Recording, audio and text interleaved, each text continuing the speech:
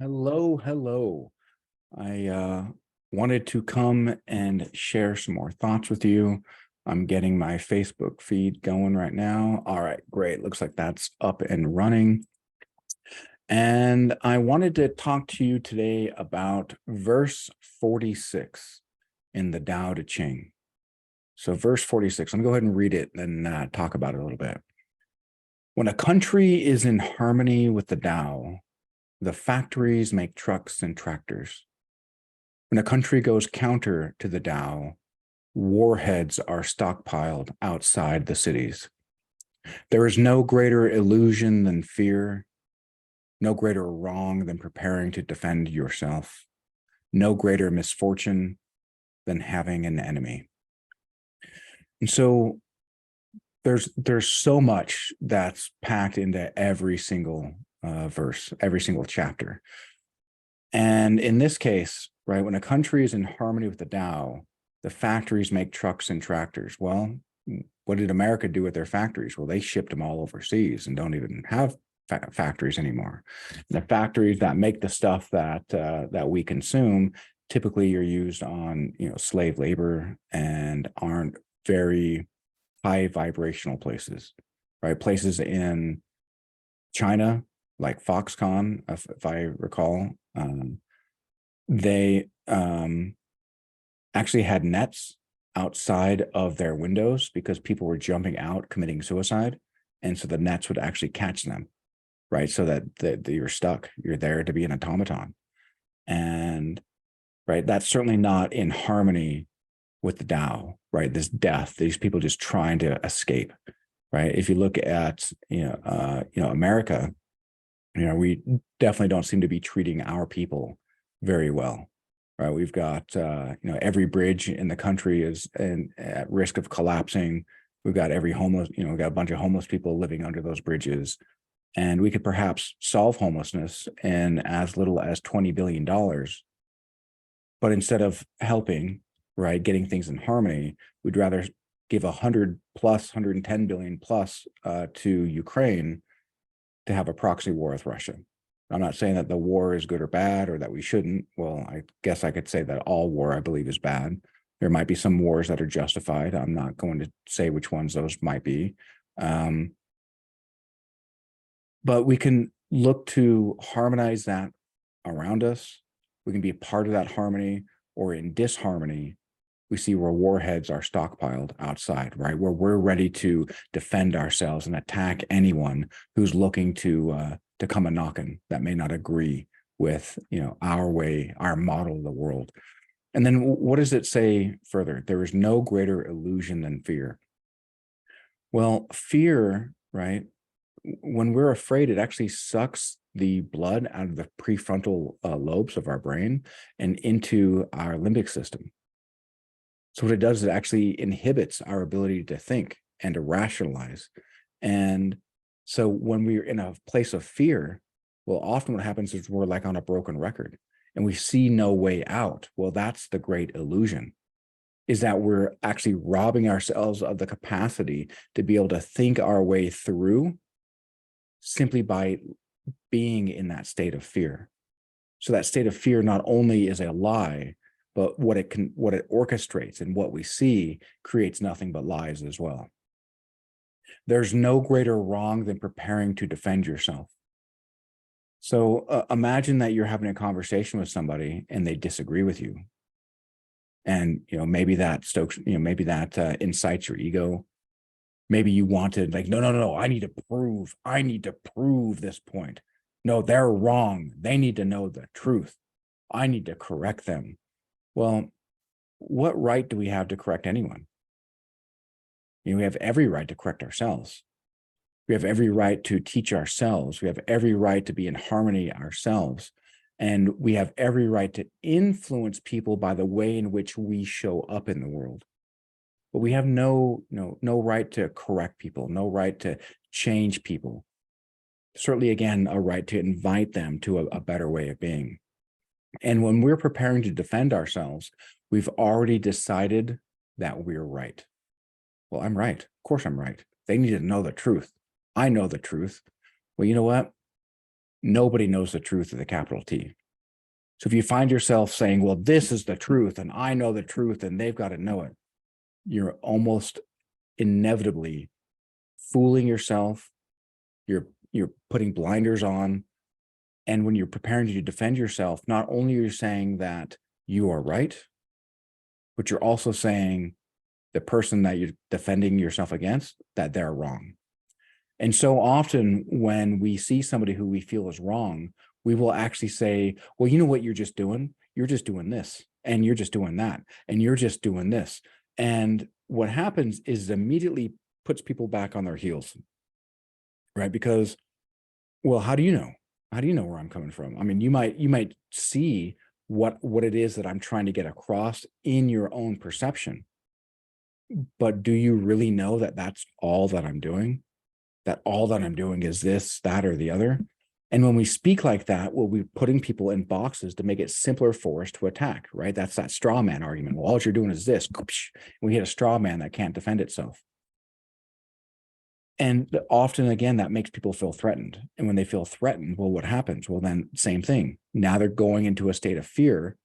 The blood pulls, right? Pulls and pools away from their frontal part, right? The intellectual portion, the problem-solving portion of the brain, and goes right into the unconscious, right? Unconscious programming, which is why yelling at somebody almost never changes their mind, which is why putting on a blue shirt or a red shirt, like are part of a political party here in America, and having teams and screaming at the other team, just it never changes their mind. Right? There's no greater misfortune than having an enemy. If you look back at 2016 elections here in America, we made it sound like anyone who voted for Donald Trump or Hillary Clinton were enemies of the country. Well, and let's just say for a second, okay, well, let's say that's true, that they were. Well, what's our plan with dealing with them? If they're an enemy, are we just going to round up everyone and put them in concentration camps? I mean, what's the logical conclusion to making enemies out of so many people? That now we can't interact with them? If they're an enemy, well, now they need to incite us to what, violent rhetoric, to yelling at them, to needing to defend ourselves, to needing to feel right. Because the second that we need to be right, we are actually creating an enemy of ourselves.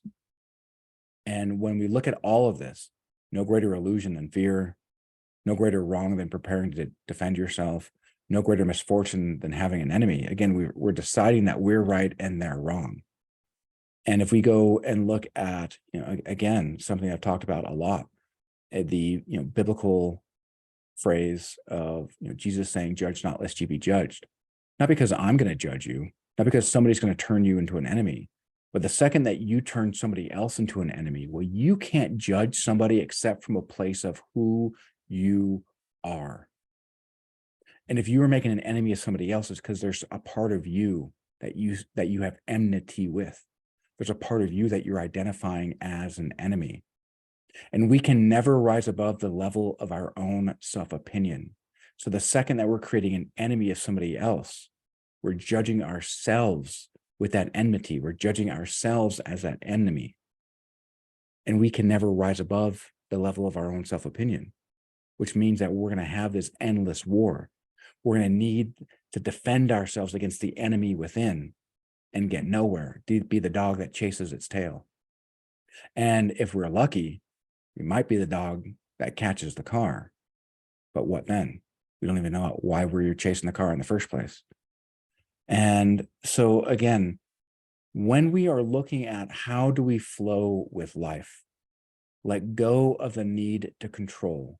Most anxiety, most depression, most feeling of nervousness is almost universally tied to the idea that the outer world isn't fitting the model of the inner world, that people have an idea of what the world should look like based upon their own preconceived notions, based upon their own preconceived interpretations.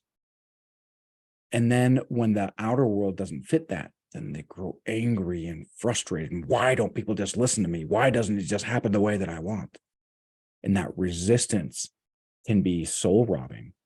It's definitely kicks you out of ease and into dis-ease, which is where disease comes from. We're separating ourselves from the flow of life. And as we are separate, well, now the healing energies that can come to us by being in flow, the healing energies that can come to us by allowing us to tap into what's best about the world, well, now we're separating ourselves from it, and we're now stagnating that energy. And as we stagnate that energy in a pool of demanding to be right, well, what's attracted to us is the same thing that's attracted to stagnant energy, a bog or a swamp. Parasites, mosquitoes that bring disease, that drain your lifeblood, that drain your life energy. And if your life energy is being drained, well, right, your soul, your life energy is the superset, meaning above, right? The meta rule. And below the meta rule, below the superset is the subset, which is what this is, right? Physics can prove that all matter once started as a wave of possibility, and then it collapsed into particle reality, and that everything that we think of as matter is nothing more than collapsed light waves. And if you want to get back to a place of healing, or maybe you've never even been there before and you want to be able to reach a place of healing, you've got to be able to be in a place of possibilities, right? Imagination. This is why Einstein said that imagination is the mark of true intellect, not raw, not raw computing power. And when we allow ourselves to be in that state of possibility, we allow ourselves to live in a way in harmony. Harmony doesn't demand I am right and you are wrong. Harmony allows things to play out because we can either be effective or we can be right. We can be effective and get the results that we want, or we can be right about why we can't get the results. The doctor said that there's nothing more that they can do for me. Well, I guess I can't heal. Well, again, you can be right about why you can't get your results. Well, the doctor said, there's nothing more he can do. Well, there must be something else because I can feel inside that I'm worthy of healing. I can feel inside that there's something more for me. And those are two completely different end results, right? And again, who we are starts with our thoughts. Our thoughts become our actions become our habits become our character or our personality. And as Joe Dispenza says, your personality becomes your personal reality, or your character becomes your destiny. But it all starts with your thoughts. What thoughts are you having? Are you having thoughts of where you say, you know what? Thank you, universe, for allowing me to wake up, to experience joy, to see what is there for me, to be able to right any wrongs that maybe I have perpetrated, especially right any wrongs I perpetrated on myself, right any wrongs of any negative identities that don't serve me. Because if I can only interact in the world from a place of where I am and who I am, well, that's going to be governed by whatever my identity is. And if my identity is, say, say somebody who is a Christian that sees themselves as a wretch, well, you're going to be treating people wretched because you see yourself as a wretch and can't treat anybody else any differently than who you are. And no matter how hard we try, we can't give anything that we don't have ourselves. Think about that. And again, one last time, I'm going to read the verse. When a country is in harmony with the Tao, the factories make trucks and tractors. When a country goes counter to the Tao, warheads are stockpiled outside the cities. There is no greater illusion than fear, no greater wrong than preparing to defend yourself, no greater misfortune than having an enemy. Don't be an enemy to yourself. Don't be an enemy to others. Love yourself because you deserve it. No matter what you have done or what you haven't done, you are always worthy of love. And with that, may love and truth always guide your path.